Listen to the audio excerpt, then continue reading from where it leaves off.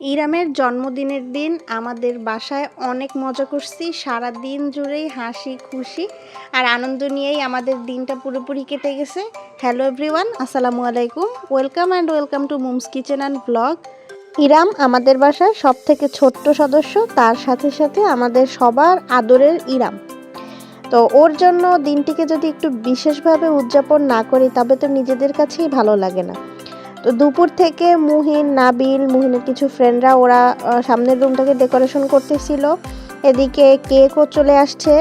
ওরা আসলে মুহিনের ফ্রেন্ডরা আর বিশেষ করে নাবিল আর মুহিন ওরা অনেক কষ্ট করছে এইখানে, এটা সব। আর মারুফও অনেক কষ্ট করছে।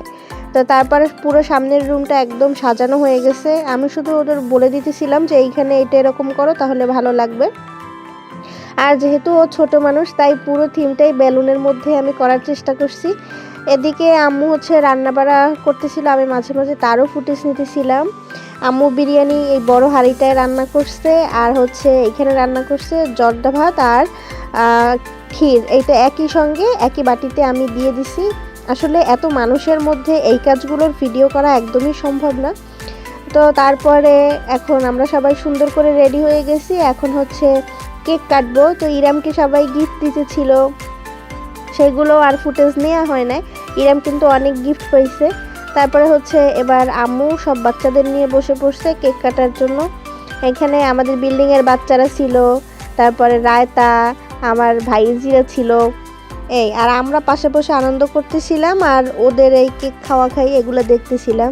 ইরাম যেহেতু বাহিরের কোনো খাবার খায় না তাই ওর বার্থডে থাকা সত্ত্বেও সে কেক খায় নাই।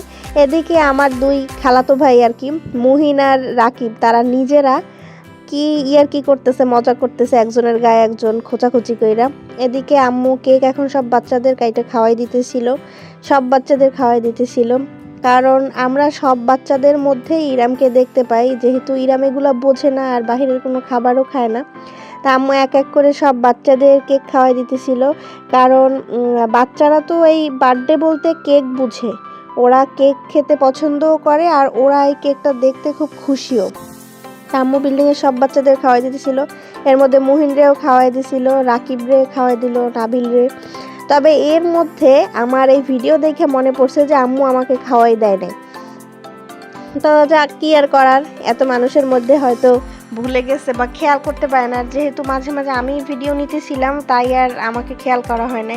এদিকে আমার ফুপি কিন্তু পুরো রেডি এখন সবাইকে কেক খাওয়াই দেওয়ার জন্য। এই যে আমাকে এখন কেউ খাওয়ায় না, এইটা দেখে আমার খালাতো ভাই রাকিব আমার একটু খাওয়াই দিল। আর এবার মুহিনরেও খাওয়াই দিবে। মুহিনরে তো আর স্বাভাবিকভাবে খাওয়াবে না, একটু পুরো উল্টাপাল্টাভাবে খাওয়ায়, পুরো মুখ টুক দিয়েছে এলোমেলো কইরা। এইবার মুহিন কি করবে দেখেন। তার মধ্যে ফুপি আবার আম্মুকে কেক খাওয়ানোর জন্য অ্যাটাক করছে। আর আমাদের ফ্যামিলির মধ্যে সব থেকে এই বিষয়ে এক্সপার্ট আমার ফুপি।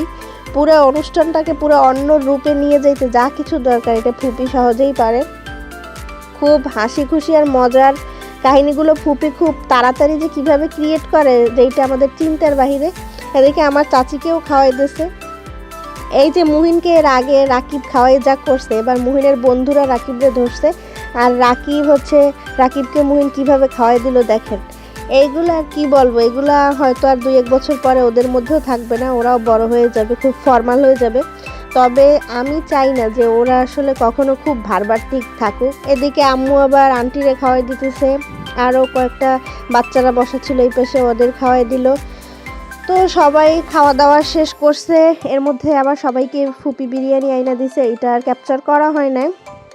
সবার খাওয়া দাওয়ার পরে সামনের রুমের এই অবস্থা, সব বেলুন বাচ্চারা নিয়ে গেছে আর ফাটাই গেছে। ওদের আনন্দ এই বেলুন আর কেকের মধ্যেই। এখন সামনের রুমের পুরো দফা রফা অবস্থা।